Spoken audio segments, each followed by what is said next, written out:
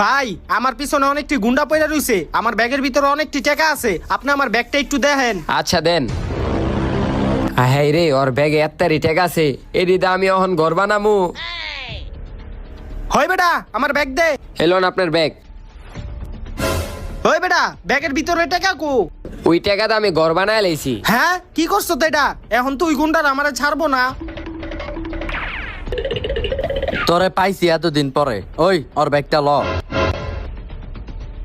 উস্তাদ ব্যাগে দি টাকা নাই। কি কস, টাকা কো? ভাই ওই টাকা তো আমি একটা স্যার রাখতে দিছিলাম, ওই স্যার ওই টাকাটি দিয়া ঘর বানায় লাইছে।